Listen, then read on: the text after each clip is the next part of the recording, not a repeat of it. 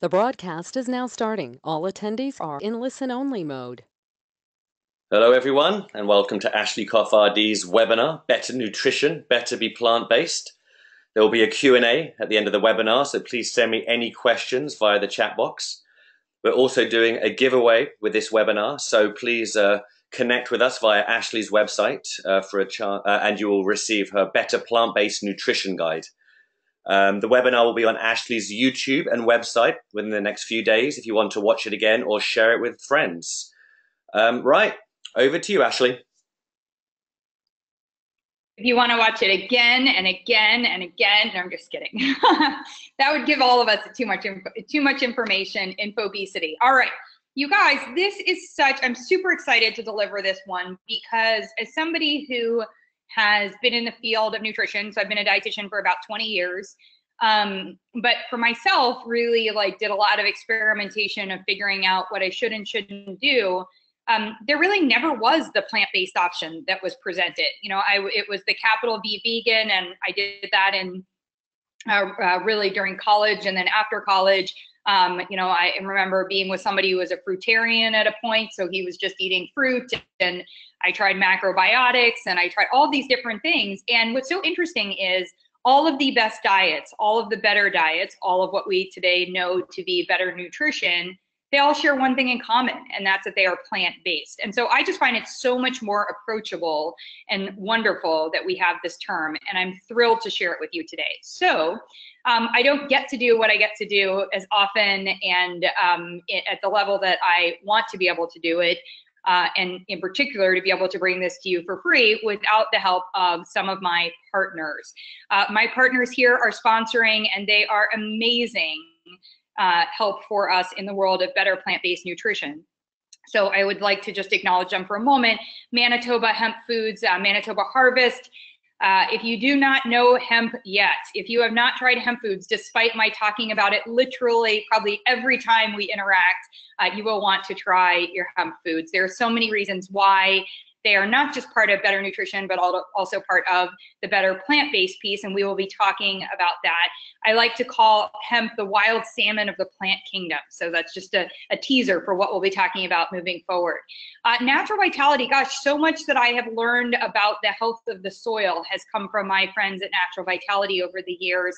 And one of the reasons for getting in not just plant-based nutrition from your foods and your beverages, but also from your supplements, is that there have been dramatic changes to our soil. And so I'm always talking about it, and a huge fan of Natural Vitality's Calm, but there are also wonderful other products, OsteoCalm, especially from a bone standpoint, and the Calm Bath, and also the Calm Cream are great ways to get in from a plant standpoint to get in those nutrients, but also the multi, and being able to get in plant-based nutrients from a supplemental standpoint as a way to round out your overall total nutrition.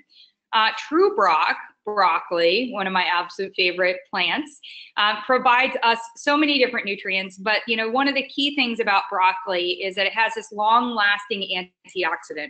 So many of our plants have antioxidants. We will talk about that later as we get into the webinar. And this long-lasting antioxidant is one that supports our body's detoxification system. And what it does is that by supporting our detoxification system is it allows the body to do the work, especially of converting tough toxins into a form where they can be eliminated. So it's so critical. And wherever you see that True Brock logo, like for me, I'll drink my iced tea from Brassica Tea, which you can get at truebrock.com. Or you can check that out on my partners and offers page and get a link there. I think there's even a discount code. But you can also, and I do this from a supplement standpoint, there's Sulfuraclear with Metagenics. There's Ultra Brock that has the True Brock and also turmeric in it. There are so many different products that you can get that from a supplemental standpoint that are powered by True Brock.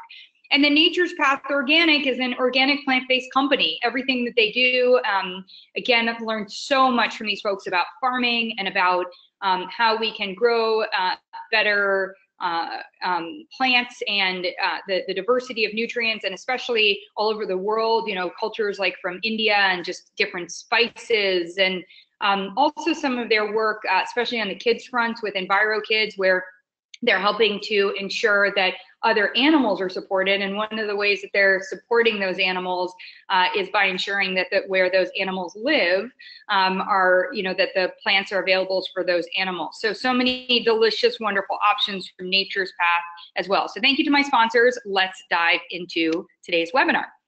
Okay. So what do we all want? We'll go through that. If you have listened to any of my webinars, you may already know the answer here. And most importantly, how can we get it? How can we get what we want? We'll talk about what is and is not better nutrition. How can we keep it? That's also key. We don't want to just get what we want to keep it. And then also, and apologies here, the interview is actually with me, so it's just a typo on my end, but what is better plant-based nutrition? I'm gonna talk about that, and then I'll provide you some resources. Okay, so what do we all want? I just left a few stages out in California asking this question, and without a doubt, we all want the exact same thing. What we all really, really, really, really want is our better health.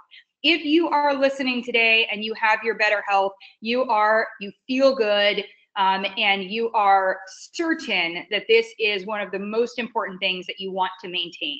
If you are listening to me today and you are not feeling that you have your better health, or you work with individuals who do not have their better health, you know, and as I was sharing just recently on an Instagram live, that I, especially at a couple points in my life, have been pretty desperate, because when I do not have my better health, I am desperate to find those solutions. But the challenge is, in that desperation and that pursuit, we're like, how are we going to get it?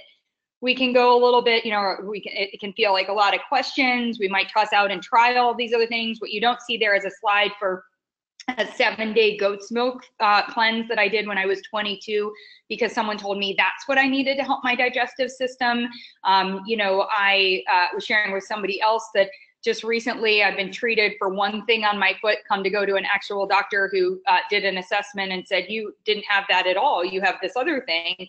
It's like, hold on a second. We need to assess ourselves, and we need to make sure that we're not just jumping on trying a whole bunch of different things in order to get our better health. We need to go for what actually delivers it. So what actually delivers, what powers our better health, is better nutrition. Let me be clear, if I put a finger in front of the word better and you only saw nutrition, nutrition does not power your better health. Nutrition actually can deduct from your better health. But better nutrition, and by definition, that is what gives the body what it needs to run better, not perfect, more often. And we define better in terms of the body running efficiently and effectively. So let's go through that. What we mean is that we're giving the body the resources that it needs to run better, not perfect, more often.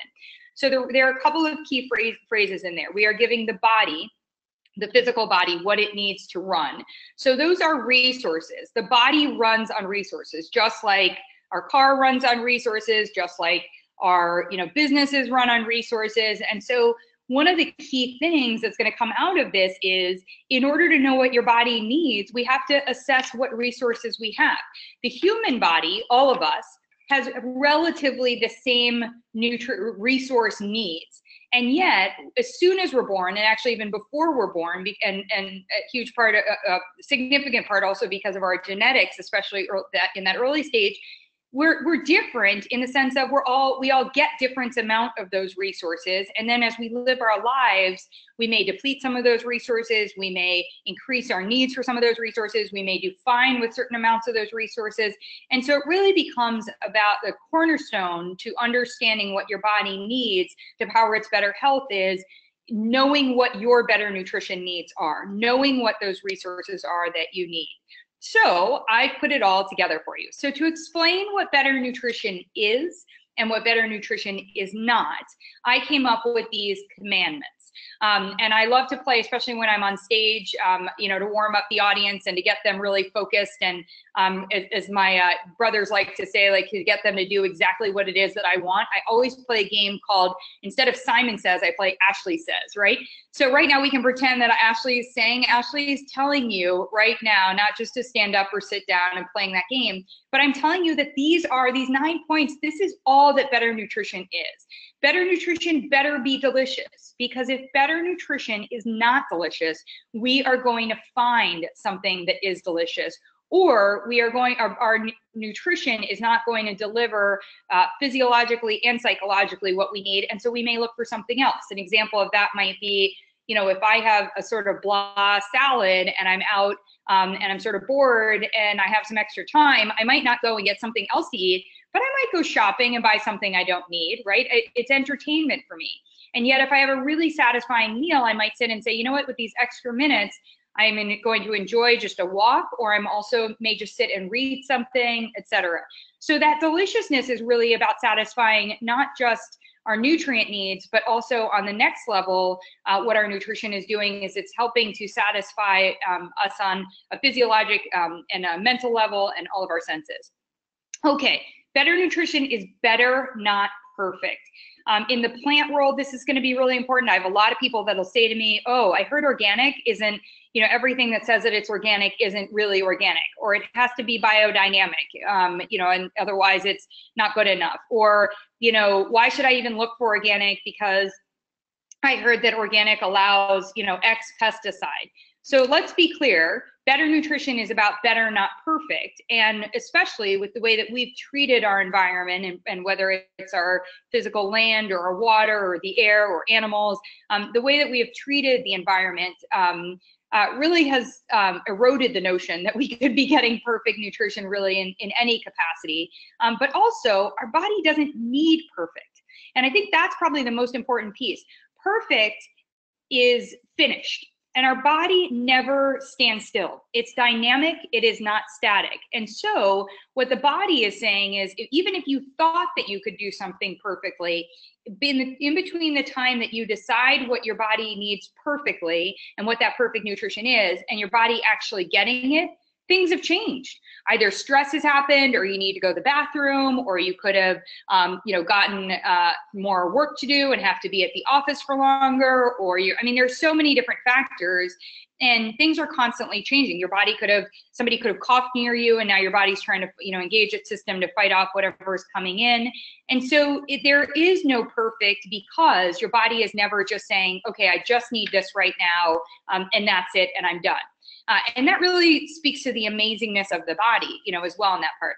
Better nutrition better be based on you, because if it is based on me and not on you, it is not better for you.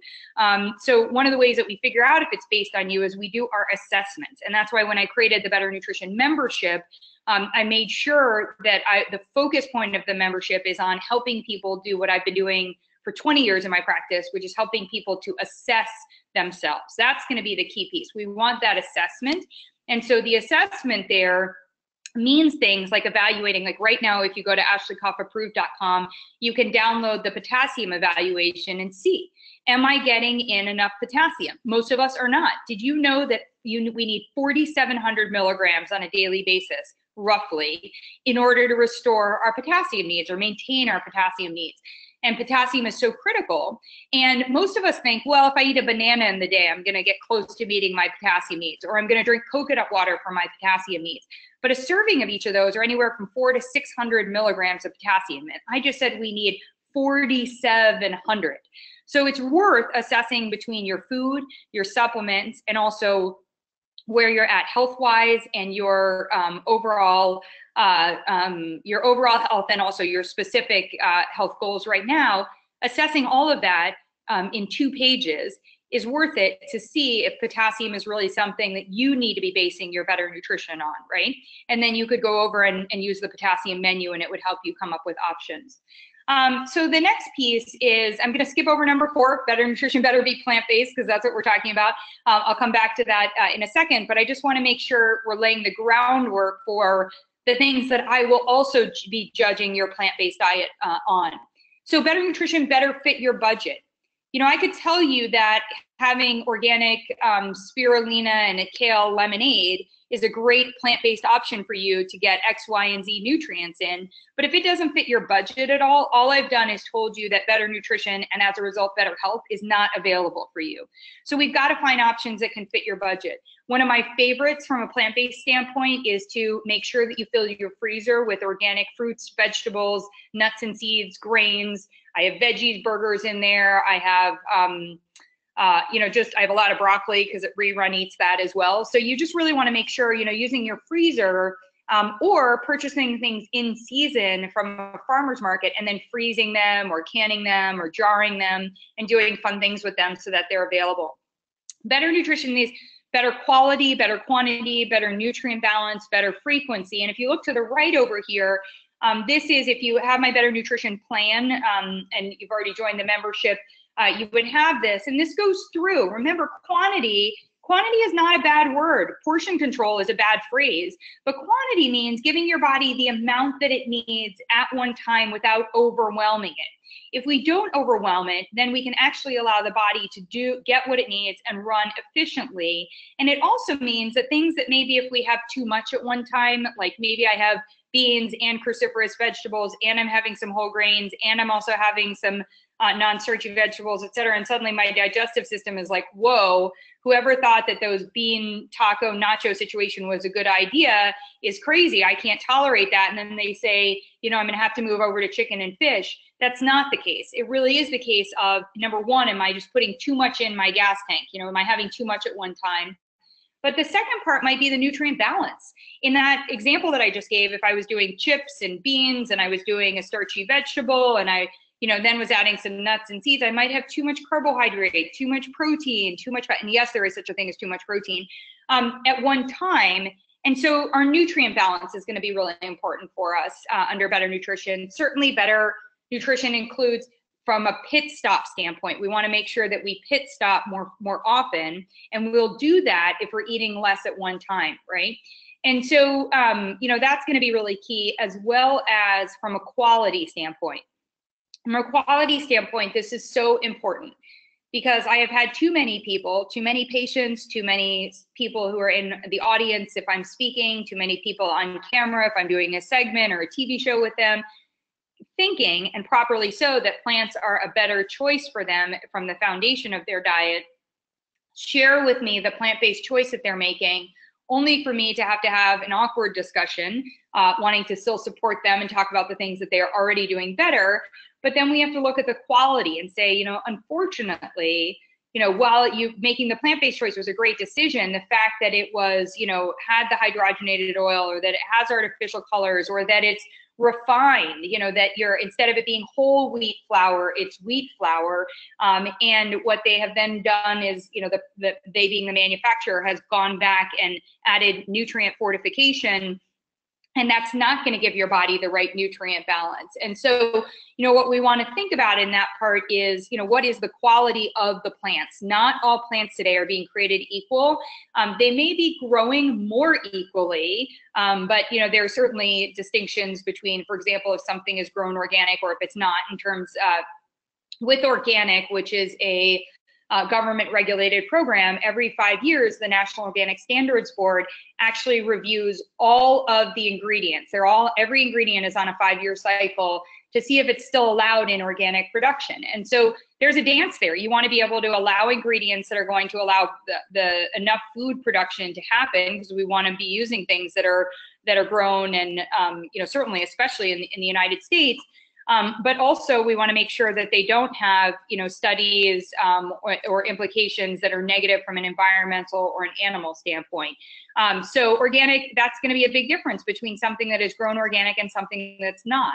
Now, if something doesn't have this USDA certified organic label on it, could it be grown better? Could it be grown with the same commitments to integrity? Could it even be grown with having standards that exceed the quality of organic, in the sense that it wouldn't use certain ingredients or whatever, and so in someone's eyes it might exceed? It could, but the thing is, you won't know unless you have a third-party verification, because otherwise you're just hearing from the farmer, etc. And so quality is a really interesting one for us to think about from a plant standpoint.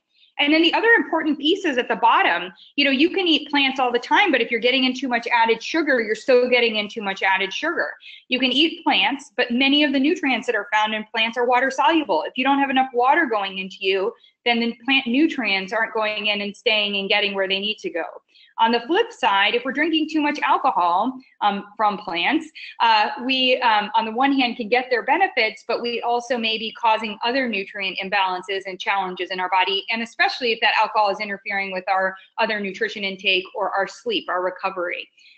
With dairy, 2 servings is my maximum. So when I talk about plant-based, we're going to talk about accessorizing, but I also think that there's this opportunity to really look at how you can create nutrient upgrades by swapping out certain things, and dairy would be one of them. And then colors, one of the other things that we'll talk a lot about with the plant-based diet is making sure that you're getting your rainbow in, and that rainbow includes colors like white and brown, like mushrooms and cauliflower, and things like that. But also that you're getting in herbs and spices, and those are going to be key. So let's move forward with number 4, better nutrition, better be plant-based. Okay, so better nutrition, plant-based nutrition, why plants? So the interesting thing is that plants provide all animals, maybe there might be, I won't say all, almost all animals with all of their required nutrients. Yes, I'm going to pause there for a moment because I am certain that someone is going to say, wait a second, I heard that we can't get, and I'm like, nope, we can get it. I heard that we can't, nope, we could get it. So humans will do fine on an exclusive plant diet. The question mark is A, whether you want to, and B, whether you have the information, knowledge, and access to be able to get in all of those nutrients. And that's where someone like myself or a dietitian who specializes in a plant-based diet, it would be able to help you. Now, we don't have to do that, but I think it's really important for us to remember that we can get all of the required nutrients for our body for better nutrition from plants. Also, plants have their own nutrients. So if you were only eating animals and animal products, and I get this question often, what if I don't like any vegetables? I'm like, so if you don't like any vegetables, we will talk. But if you wanted to exclude vegetables, I'm not going to be happy. I'd need to find maybe some herbs and spices, and I, over time, would work you down to where I would get you eating some vegetables. However, what we need are plants. So what if we look at plants and we say, well, I'm going to do grains, and I'm going to do nuts and seeds, and I'm going to do fruit, and maybe as I'm feeling better from all that, I'll start to eat more plants. But the reason is that there are nutrients that are found in plants, phytonutrients, that do not exist in animals. And so it is critical for us to get those in. Plants also, because they grow in nature, they grow from a seed, and then they grow all the way up into a plant, or they stay in a seed and you're having them as a sprout, or they stay, et cetera. But they have in there their own nutrient blends. And I think that this is really important because while I teach on a macro level that we want nutrient balance, we want our carbohydrates, our proteins, our fats, I like to use the analogy that it's like a car. So your carbs are like your gas, and the proteins like the air in your tires, and the fats are like the oil in your engine. And we need all of those. Otherwise, the car is not going to run optimally. But on a smaller, more focused standpoint on the body, plants have their own nutrient blends. And what I mean by that is you are not going to eat a plant that is just a saturated fat. You're not going to eat a plant that only has magnesium and doesn't have calcium or boron or vitamin A or some of these others. And so one of the genius things about looking at a plant-based diet is it allows us to get a variety of all of these nutrient blends. And it's also a reason that what we are really talking about is a whole or a less processed, a minimally processed, or to borrow one of the terms I've used and taught you all if you've listened to my other webinars, is kitchen processed. So when we kitchen process an ingredient, i.e. if I was to take a shaft of wheat, or if I was to take a piece of fruit and I was to chop it all up or put it in the blender, if I was to take that shaft of wheat and chop it into flour, then I have cut up the fibers, and so that's stuff that my teeth doesn't have to do, but I'm still getting in all of those nutrients. What happens when things are more processed is that some of those nutrients are taken out. Now, what we, in America have done over the last really 50, 60, no, it might even be, 100 years, is we've taken to doing something called fortification, where we remove some nutrients from those plants, and then we decide to fortify back into a product with some of those nutrients, or even different nutrients, right? Like oranges don't have a high amount of calcium or calcium at all. I'd have to double check that. But a lot of orange juice has a lot of calcium in it, right? And so we've done things like that. It's not awful. And in fact, you could use your organic orange juice as a way to get some calcium in, but we have to be careful because now we've shifted the balance. Now we've shifted the nutrient blend. And so now we got to make sure we get that magnesium in. We've got to make sure we get in vitamin D, etc. Otherwise, we're upsetting it. So when we eat more plants in their whole or minimally processed form, ideally in their organic, and then when we get in a variety, what we're going to get is more of the nutrients, remember those resources that the body needs to run better. Plants are largely alkaline forming. The degree to which they are alkaline forming is different. And when I'm talking about alkaline forming, I'm talking about the ability to be alkaline forming in the lower in the digestive system, so really after the stomach. And what that does is that's going to help to create a more hospitable environment for good bacteria. I should also be fair, it would also be happening in really the esophagus area. Many plants or a chlorophyll supplement or water with lemon and these kinds of things can be favorable also in that area. But we're looking for more of a neutral pH there. And of course, in our stomach, we want a more acidic one. So as soon as I say plants are alkaline forming, somebody's going to go, Ashley, tomatoes are very acidic, and they are. But if I look at plants compared to animals, so meat products, dairy, and I can't lump all dairy together, so I don't want to do that. For a moment, I'm going to do that, and then we'll unpack it. I'll say it that way. But we've got this, what we do want to understand is that compared to, alcohol, caffeine, coffee, and then sugar, which of course could come from plants. But those are going to be the things that are more acid forming. And so one of the values of including more plants, and especially ones like our greens and our lemons and limes and our watermelon and our kiwi and some of these is going to be that they are really superstars in the alkaline forming space. Interestingly and importantly, plants are the basis of all modern medicine. Everything that we have, not medical interventions, but our medicines come from plants. And, there's a lot of debates. Like some people will say, well, should I do red yeast rice or should I take a statin? And, there are different schools of thought. I like to think of, if somebody comes to me and we're trying to do an intervention around optimizing cholesterol and improving their cholesterol, I'm going to start first with their overall nutrition. I'm going to break it down. And so that certainly would include medications they're currently taking, or considerations, supplements. But first I'm going to start with what are they eating and drinking, also look a little bit at lifestyle and make some adjustments there. Within what we're doing from a food and from our, what we're eating and drinking, we can make great shifts of the medicinal level of impact, on our cholesterol. And then we could turn around and we could say, well, maybe I'm going to try some supplements. Maybe I'm going to try an algal oil, or maybe I'm going to try hemp seed oil as a supplement, not as a dressing. Maybe I'm going to, try the red yeast rice as something I'm going to do before I do my statin. However, whether statin or red yeast rice, I'm still going to do CoQ10. So there are a lot of things for us to think about from a medicine standpoint, which is before we try jumping in or before we jump in on the medicine part, we could certainly be looking at how plant-based, is our diet plant-based and what's the quality of that. And then this final point really speaks to the power that plants bring to us. I was talking about it before as in number 2 with the phytonutrients, but plants have to work really hard to survive. And their hard work means a couple of things. Their hard work means that they produce things like antioxidants. So berries, for example, we'll use that. So first of all, berries have to try to fight off, birds that come along and certainly humans that could come along and pick the berries off and want to eat them. But if berries are, trying to grow and just produce a beautiful berry before we come and pick it, there are birds, there are insects. There's so many different things that it needs to fight it. There's wind, there are all these different things. And so when it works harder, it actually is producing more antioxidants, the great reasons nutritionally that we would want to eat those berries.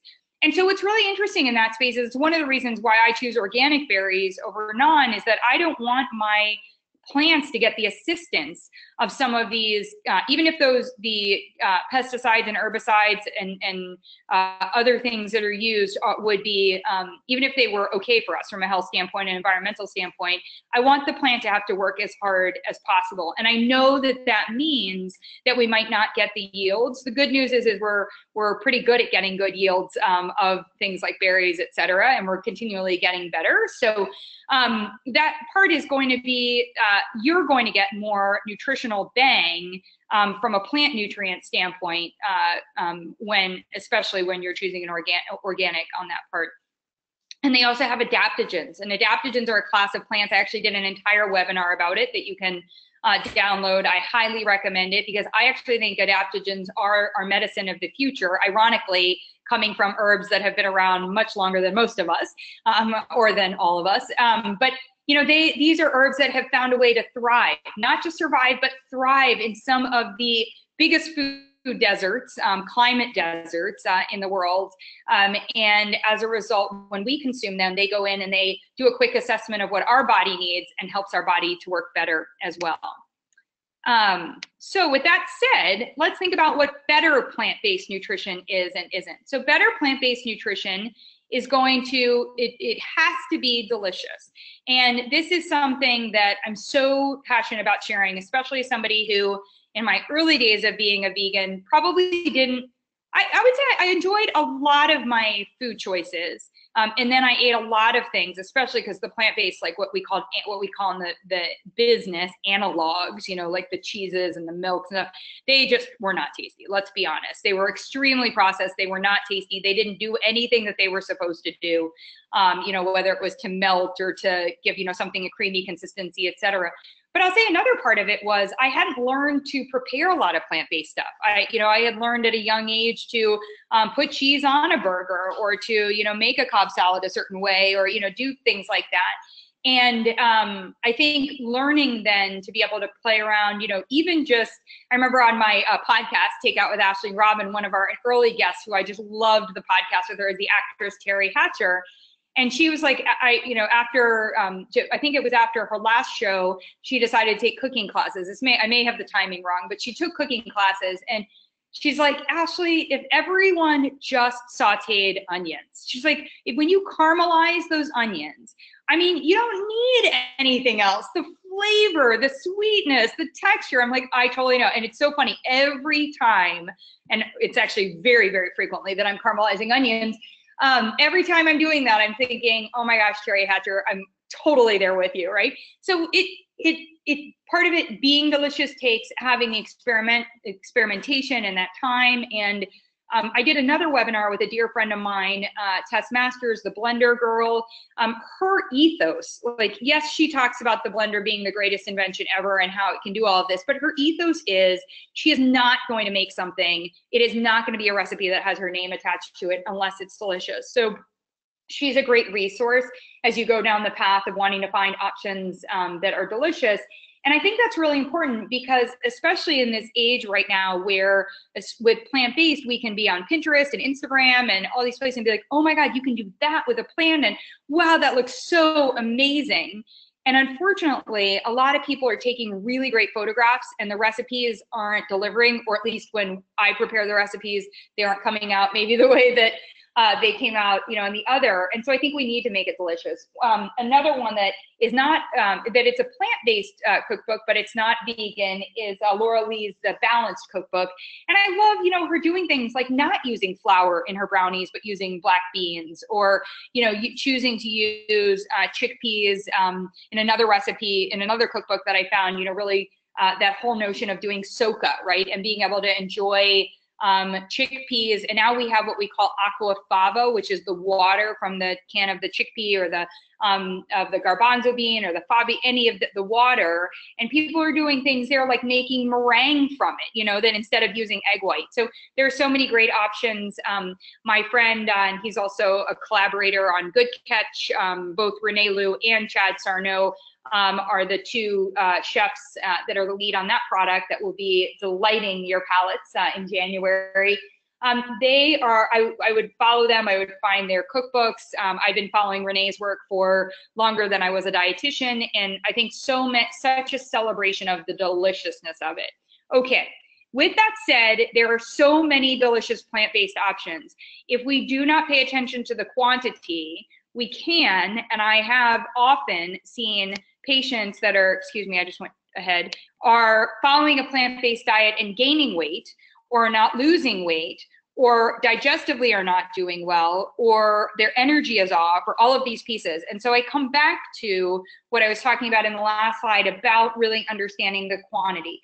My nutrition plan will help you out on that part. It'll help you to understand what a portion size, i.e. your fist, is of beans, and that if you want to have beans and rice, you no longer need to have them together to get a complete protein. That was what we thought in the 80s and early 90s. But if you want to have the right portion for your digestive system cooked, it would be, instead of having a fist of rice and a fist of beans, it would be one fist of both of them combined. And then we wouldn't do the tortilla with it for most of us. It kind of depends on what our metabolism is like and what our health goals are like. But boy, we could totally add some avocado. We could add some salsa. We could add some of those caramelized onions. We could add mushrooms. We could add so much hemp seeds, so much deliciousness to them, so that we get a better nutrient balance, which is point number 3. That better rainbow is so important. Remember, I was talking in the last slide about how plants have their own nutrients, right? Their phytonutrients. And that part is going to be so key for us to remember, because all plants do not have the same nutrients. That would be silly. That would be like all plants are the same, right? And so they aren't the same. They don't have the same nutrients. But what they do have is, within their colors, they tend to deliver similar loads of nutrients. And so where that becomes an easier option for us to understand better nutrition is to follow a rainbow. And it also becomes an opportunity to say, I'm not so great with tomatoes. Maybe they are a little too acidic for me, or maybe I just don't like the taste of them, but I am good with strawberries, or I'm good with red pepper. And so we can make choices like that. You might be like me, and you may do my rainbow evaluation, which is one of the better nutrition tools on my membership site.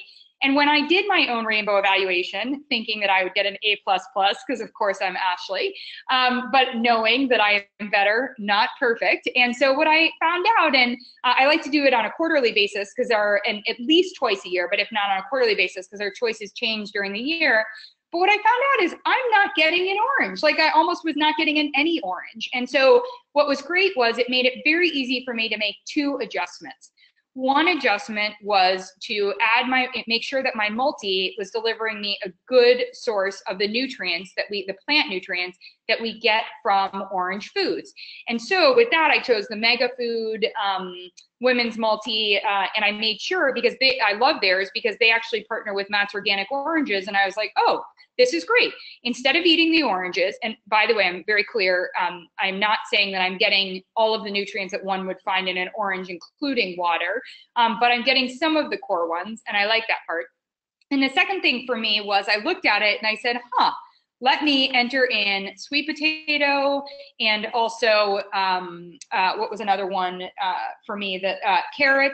I think it was the sweet potato and the carrot, into Tess's Blender Girl app. And I was like, oh my gosh, instead of adding a banana to a smoothie, I could add sweet potato to a smoothie. I totally love the taste of this, especially when I got in there with spices, etc. And wow, I did, such a great job on that part, enjoyed it, and I get that in more often. But I take the multi because I don't get it in all the time, especially when I'm on the road. I almost never find a smoothie that has the orange ingredients in that fit my better nutrition principles. And so as a result, I make sure that I'm getting it in more often with the combination of the choices I make at home and my supplement. Better be better quality. Guys, this is a big one. There's a growing movement and I understand this from an environmental standpoint, from a resources standpoint, from an animal cruelty standpoint, from a resources standpoint, that just choosing plants is always better. And the challenge is, it's not always better for a body from a nutritional standpoint. And I say that because there's a lot of really processed plant stuff out there. Now, if you're choosing it because you love the taste of it, and you know that when you look at your overall day or week or month, that your body is getting in the nutrient resources that it needs to get more often because of all the other choices you're making, that's fine. But if it's a staple and you're having something that's more processed from a plant standpoint, it does not mean that you need to switch over to something animal, but it does mean that we need to upgrade the quality of any of your staples. Better quality means kitchen processed versus highly processed. Better quality means, making sure that we're choosing, especially if it's something you're eating pretty often, that you're getting organic more often. Better quality means that if it's soy or it's corn or it's beet sugar, or anything that could be genetically modified, that and you're having it frequently, make sure that it's organic, right? And you could also choose it to be non-GMO, but I just want to be clear when I'm talking about better quality, while non-GMO is a factor, when we're talking about organic, we're really talking about all of the inputs that are used. Somebody could grow something non-GMO and still decide to use things that are not approved in organic food production. So I don't really look at non-GMO as a health claim, especially because we don't have all the clarity that we need on how harmful and to whom, in what doses, at what life stage, et cetera, are GMO, so GMO seeds, genetically modified organisms, where the seeds have been genetically modified all the way up through the life cycle of the plant and the plant's fruit or whatever we would be eating. Okay, better be doable. So I was talking before about, can I make certain things? So I have had a dehydrator for 3 years. I've never dehydrated something other than what I left out and allowed to dehydrate. I am sure that I could master that skill. I just choose not to. It has just been something so I enjoy purchasing, if I want, dehydrated fruit, vegetable. I actually like them as snacks. But I also want to be careful and make sure I'm clear both on the cost front and then also on the nutrition standpoint, nutrient balance, quality, et cetera.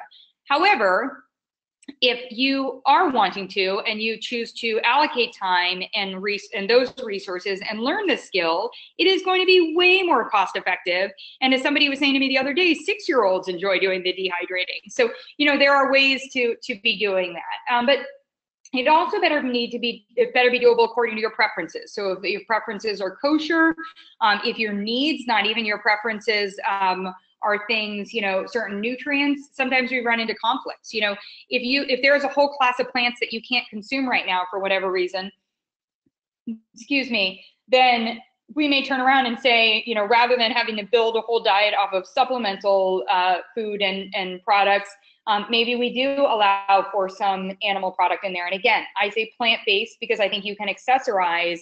Think of your animal products as jewelry in that way, as just a little bit that makes the meal from an appearance standpoint.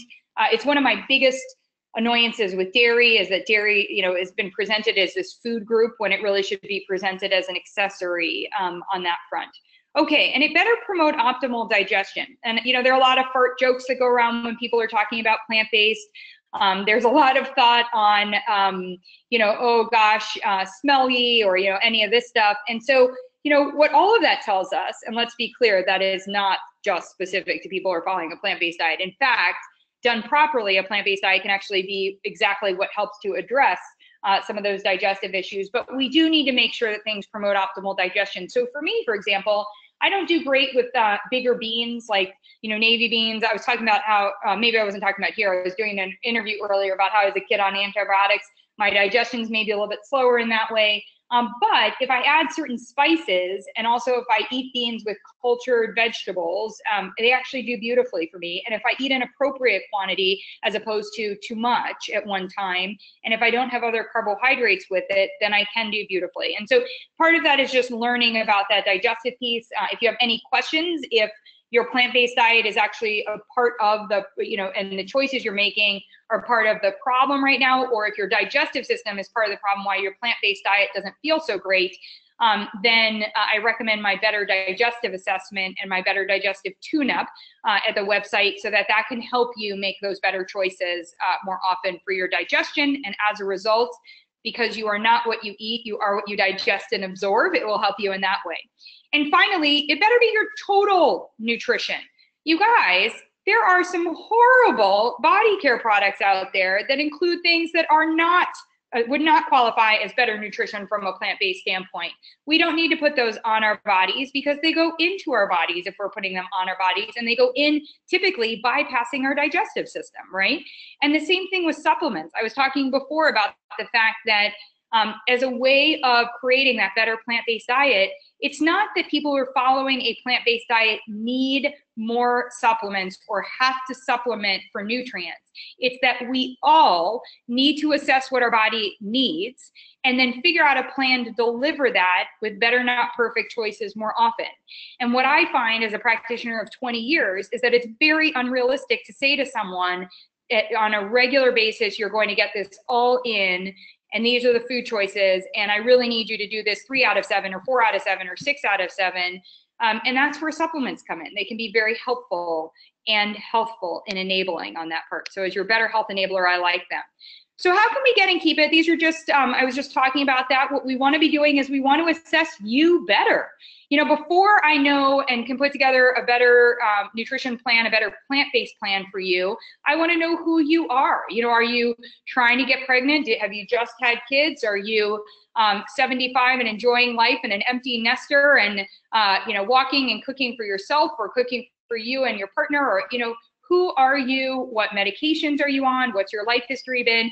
And the good news is that you do not have to, well, I wouldn't say it's great news. You can, of course, have a session with me and become my patient, but you don't have to. I created the Better Nutrition membership so that you have the tools to assess you better. And one of them we're giving away today, as Matt mentioned. If you want to just connect with us better through the website, you can just send us that quick email and ask us for the Better Plant-Based Nutrition Guide. And then another part is you want to keep what's already better. Once you do that assessment, if it turns out that you're remembering to get in all those other colors, what I didn't want to do is just focus on orange and get rid of a green or a purple because I'm now working so hard to get in orange, right? We want to keep the rest of what was working and then learn to act better, not perfect, more often. And I thought I would talk to you about 2 examples. I actually already talked about the supplement example, so done.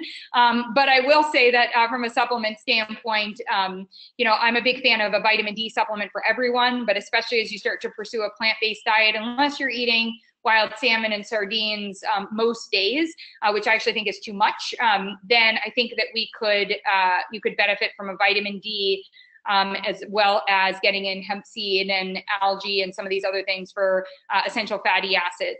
But nutrient balance is probably the biggest issue that I see when I'm evaluating or working with a patient on their better health goals and they're following a plant-based diet, especially if they've switched to more of a plant-based diet.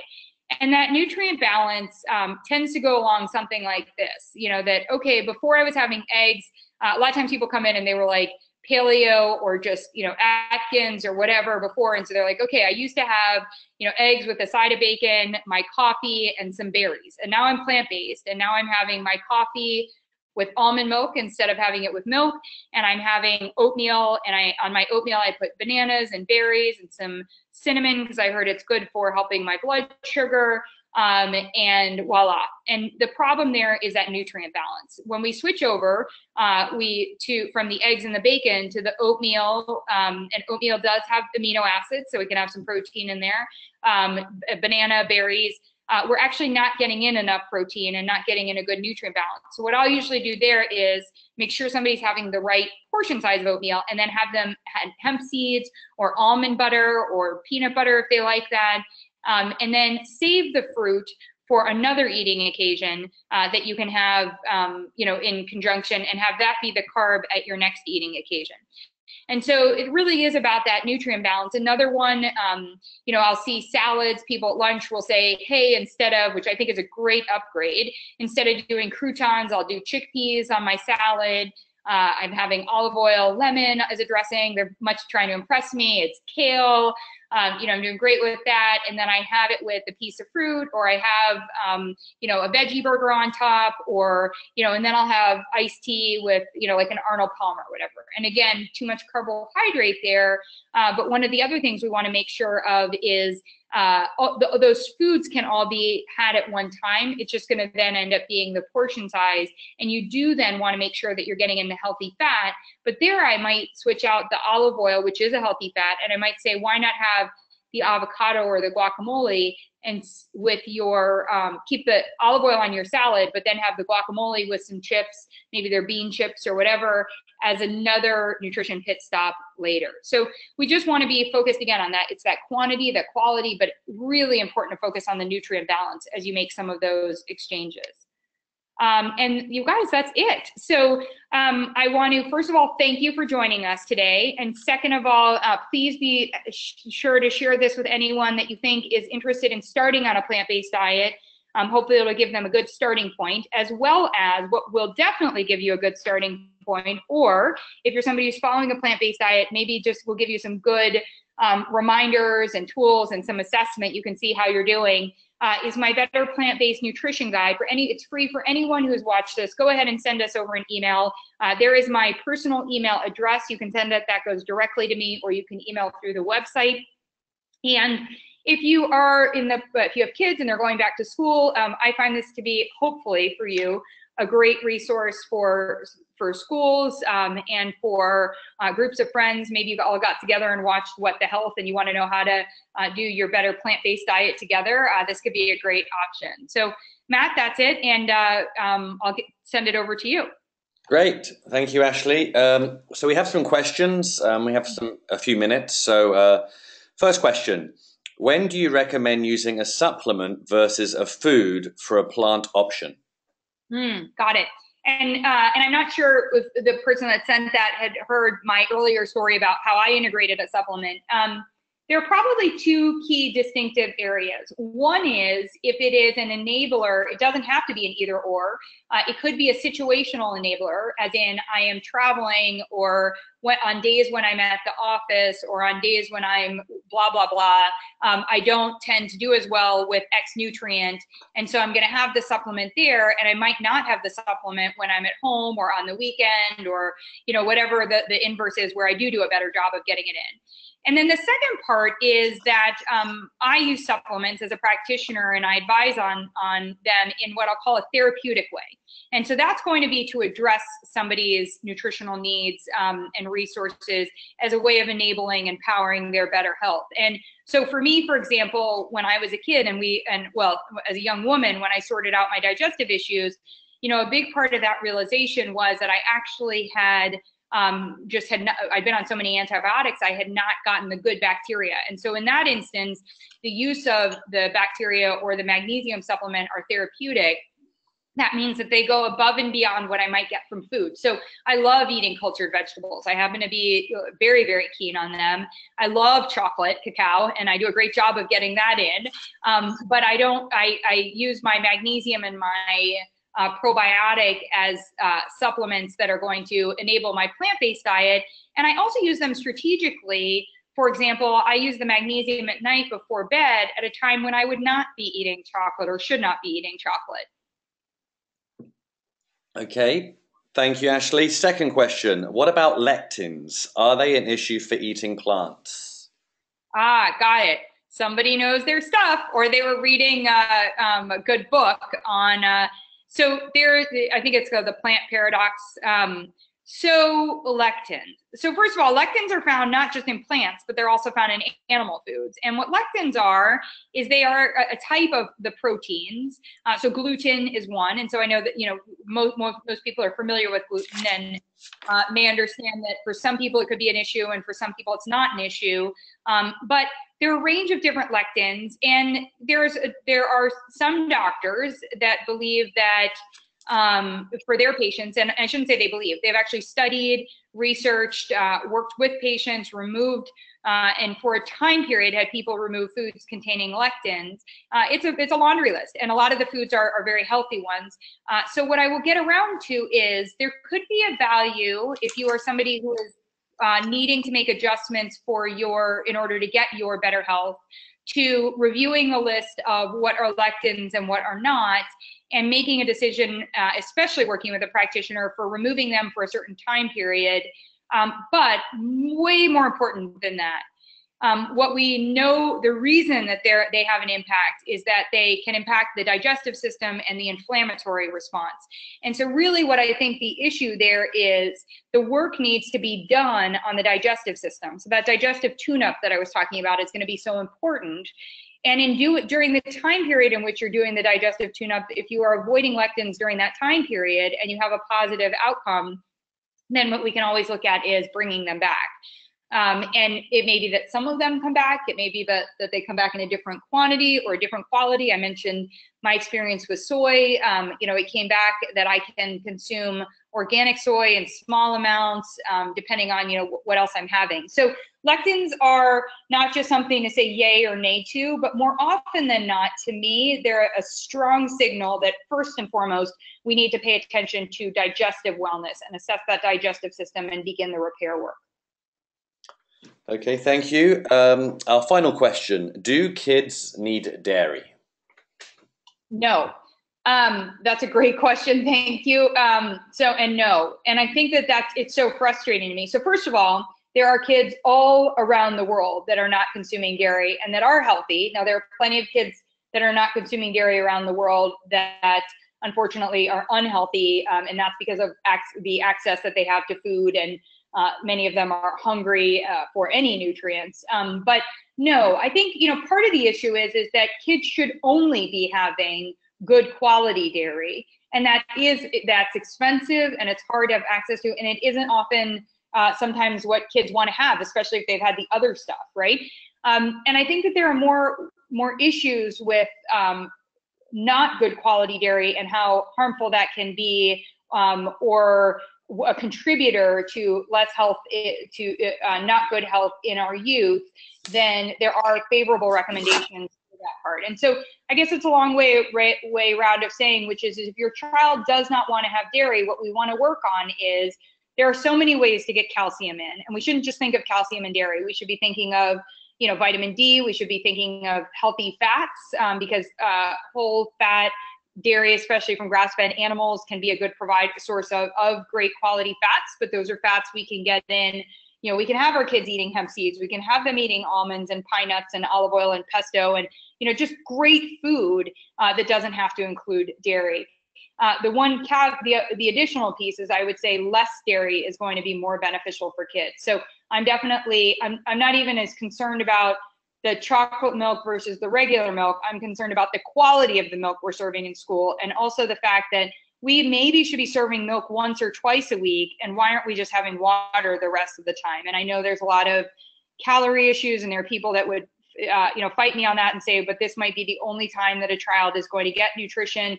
Of course, I'm not just making that answer without or that recommendation without saying there are other factors that we would have to address. But I do think it's an important thing to consider. Okay, well, thank you, Ashley. We will have this webinar up on Ashley's social media platform within the next couple of days. Please reach out to us via email or the website to get Ashley's Better Plant-Based Nutrition Guide sent to you. And we look forward to you joining us for our next webinar, August the 24th, 2 p.m. Eastern. So we will see you then. Thank you.